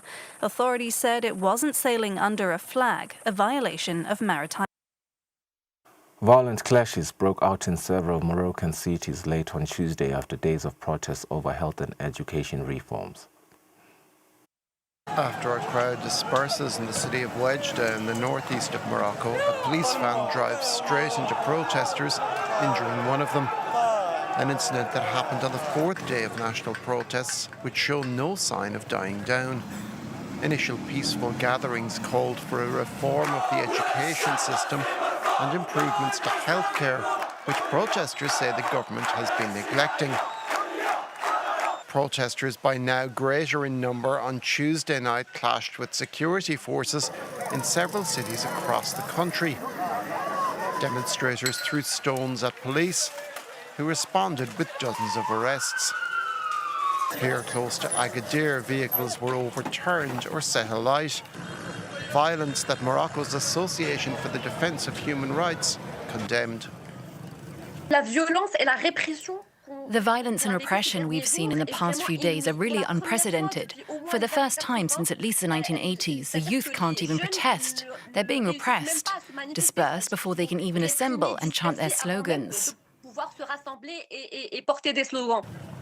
The protest movement's organisers, the little-known collective Gen Z 212, have also called for calm. And in a communique issued on Tuesday night, Morocco's coalition government said it would listen to the protesters' demands and that it was willing to respond in a positive and responsible manner. Another day of strikes and marches set to France on Thursday as unions called for the withdrawal of the government's planned budget, as well as unpopular measures like raising of the retirement age. This bank branch already has its windows blocked with metal panels, the same ones used during previous protests. Precautions are being taken ahead of tomorrow's demonstration in Paris, but the owner of this cafe takes a different tone. It's like it is during every strike. You do half the business you usually do. That's it. Nearly 5,000 law enforcement officers are expected to be deployed to maintain order during the march. On Thursday, we expect there'll probably be some people who will try to cause chaos during the demonstration. We'll immediately break up any attempt to block access to high schools, bus stations or other establishments. We'll intervene immediately. Public transportation will be mostly unaffected by the strikes. In Paris, the metro and buses will run as planned, as well as the high-speed TGV train. though some interruptions are expected on the TER, RER, and Intercité regional trains. The day of protest is expected to be less widespread compared to those of 18 September, and opinions differ on it. I support it. I've managed to take part in demonstrations for the last 2 days, and I'm going to go back because I think we need to keep it up in order to be heard. If we don't find a bit of common ground between all the parties and all the unions, we'll never get out of this. So I think it's a bit of a shame while we're waiting to see what the new government will do. In terms of air travel, delays are to be expected. Fewer strikers are also expected in the national education system, particularly in middle and high schools. A strike notice has been filed in hospitals, so those expecting to be seen should postpone non-urgent appointments. Thousands of Greek workers prompted large-scale disruption during a 24-hour general strike on Wednesday, protesting against the conservative government's plans to introduce a 13-hour workday. Usually bustling with activity, Greece's largest harbour was brought to a standstill on Wednesday amid nationwide strike action. It's a total strike. Not one ship has left the ports. It wasn't just marine traffic. Public transport, schools, courts and hospitals were also affected by the walkout. At the heart of public anger is a government plan to introduce a 13-hour workday. On the streets of Athens, protesters said the move would undermine workers' rights, particularly those with low wages. In the past, you could own a home and everything else, but now, due to special circumstances, we're told it's freedom to be able to work a 13-hour day just to make a living. Currently, workers in Greece can work 13 hours a day, but for two different employers. The new bill, which hasn't yet been submitted to Parliament, would allow staff to work those 13 hours for one employer for extra pay. Unions argue the measure could lead to more workplace accidents, while there's also concern about the social impact. If parents are working 13 hours a day, we can imagine the psychological and emotional toll it will take when children won't see their parents and when their parents are utterly exhausted. The government says the reform would only apply for up to 37 days per year with employees' consent and offers workers the chance to receive a 40% overtime payment.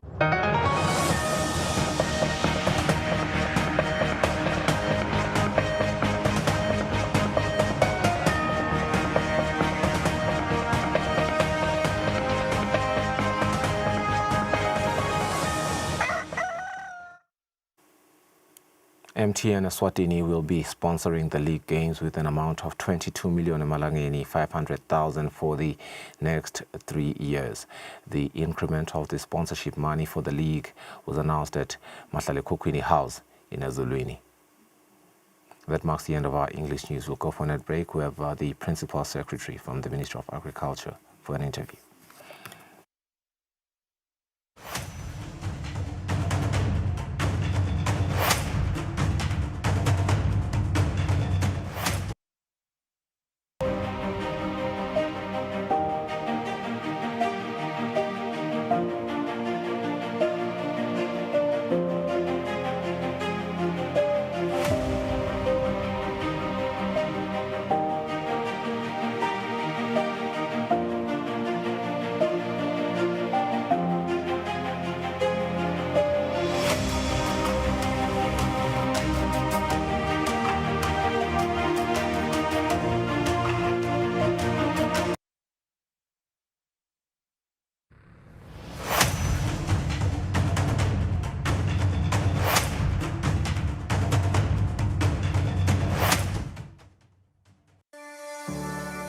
Eswatini TV has signed a code of conduct that is enforced by the Eswatini Communications Commission. We are committed to reporting news that is accurate, comment that is fair, and programming that does not amount to hate speech or the description of gratuitous violence or explicit sex. For any complaints of our programming, please contact us on 2411-9600 or email info@eswatinitv.co.sz. You can also contact the Eswatini Communications Commission on 2406-7000 or write a letter to ECCOM on PO Box 7811 Mbabane. Email address is info@ecom.org.sz.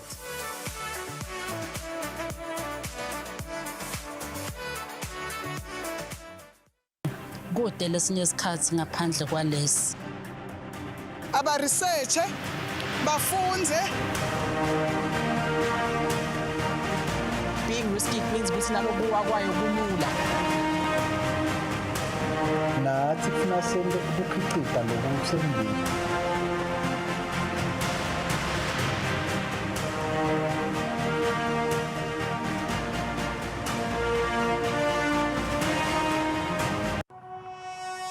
When you choose your adventures, you do so with an open heart and a desire for the unexpected. You embark on journeys to discover new worlds, full of wonder. You choose a path to awaken your senses, a world to make you look up and realize just how inspiring this life can be. Arrive and awaken your heart. Explore life in ways only thought possible in your dreams. Discover just how far you go to expand your understanding of life's greatest mysteries. There's just one place on this planet with so much to offer. Now is the time for you to have the royal experience.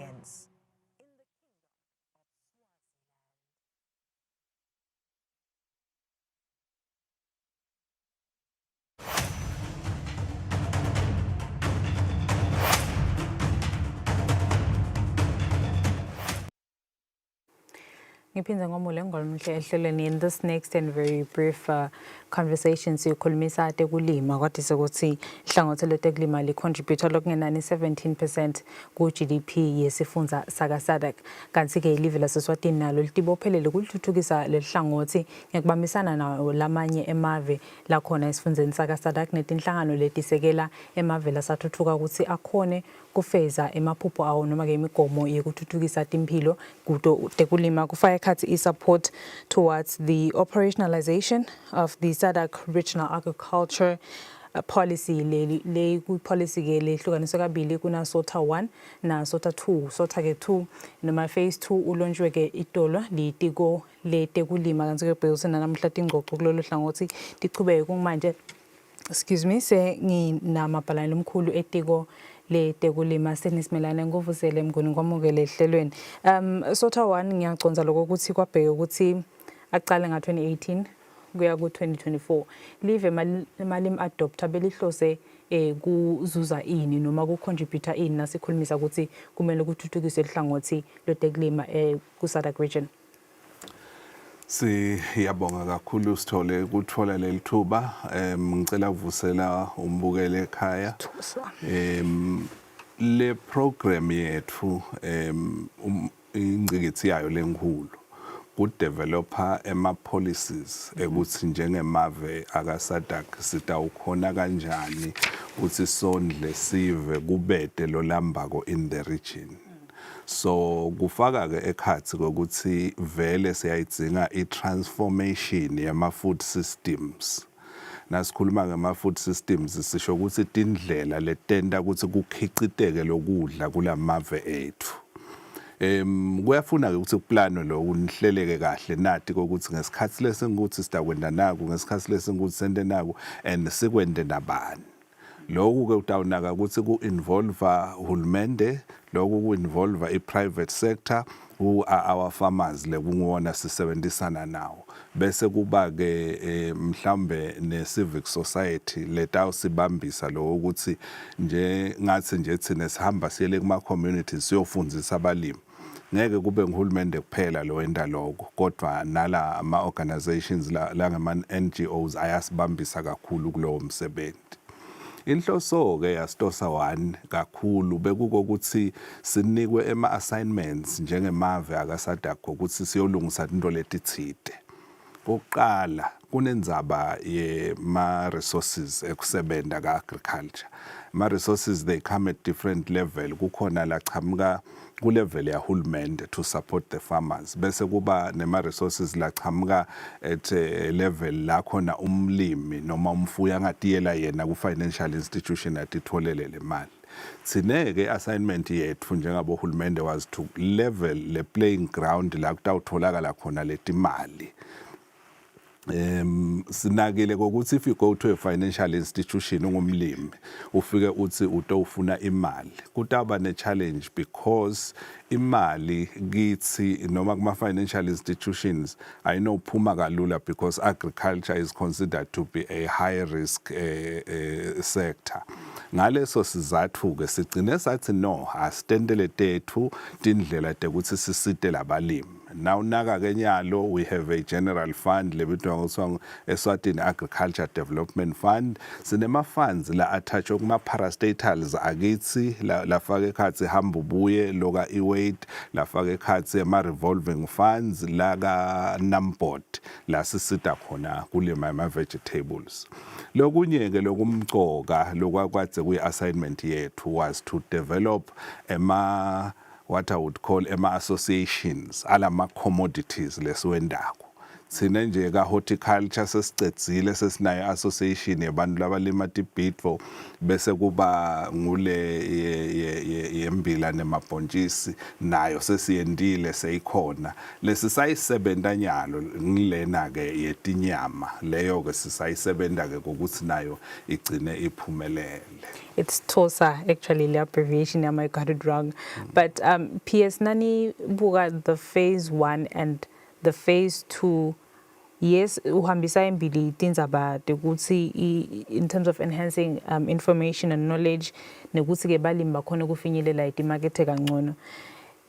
Now we've just recently sibone live dilane case ye FMD, of which it speaks to a response.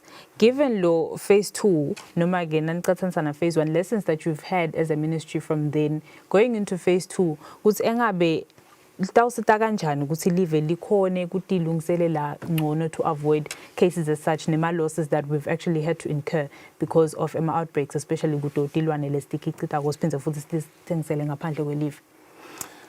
Ngiyabonga Sithole. Ku phase 2 kufuna vele sibe very careful. Lo phase 2 asitosa I challenge lekhona ngilokuthi le environment lesiphila kuyo lekubhekeke ukuthi silime sifuye kuyo is getting even more and more challenging. Challenging in the sense ukuthi diseases are behavior differently from what we used to understand, and loko nasithi siyakulandzelela the basic cause yaloko ma issues of climate change. Yes. And kwesibili lekufuna ukuthi sikunake thine si make sure ukuthi sive siyasitakala kuko. It is to learn from our past experiences ukuthi siphume njani etinkingeni letinye in the past. Asengibekise kule issue nje ya foot and mouth disease lesibhekene nayo nyalo. Sisenkingeni inkulu yona kodwa what we have noticed ngiloko ukuthi le strategy lesisebenzisa to fight the disease asibe clear kwadeke ukuthi sisebenzisa kanjani, and le lokubambisana kwalamave akasadak it is very very important ngoba singakhona ukuthi sithole ama experts from other countries atosibambisa. I can tell you now nje ukuthi kuleli viki lesiyakulo sigadze baka Botswana Vaccine Institute la labasakhela le mijovo ye foot and mouth disease because they will be coming in the country. They are coming for two purposes here. Yokucala ukuthi bafuna kubona ukuthi effective kangakanani imijovo labasinike yona. Kwesibili ukuthi batadishe kahle ukuthi how do we really adhere to lama conditions ekusebenzisa le mijovo. Nawubekisa lapho kunenzaba ye cold chain. Le mijovo kufuna ihambe ngama containers labanzako ize yofika esayithini nayikhishwa ijova letilwane masinyane futhi iphindze ibuyiselwe emakhateni. Those are things lesikhona ukuthi sibambisane nato in the region. The Botswana is the only country in the region that manufactures le mijovo ye foot and mouth. So uyabona ke ukuthi kulo kuhlangana kwethu njenyalo nekusebenta kwalo stosa 2 le collaboration ne cooperation kulama member states would be of critical importance. Kakhulu PS, that's all the time we had. Unfortunately, we're going to have to wrap it up. Loyo ngolumhle ngumapalani lomkhulu etiko leteklima Sydney Smelane asitshela kabandi nga phase 2 wehlelo letwa ukuthi support towards the operationalization of the SADC regional agricultural policy lelisekelwe ke FAO kanye naye nenhlangano yaka EU ngemali lingazwela ku 10 million euros. In fact, lesetshenziswa kusekela emave laka SADC ehlangothini leteklima. Ngolumuhle sita uliphetha la luhlelo sibonga kakhulu hlana sisibonane ngalekutaku uzakahle.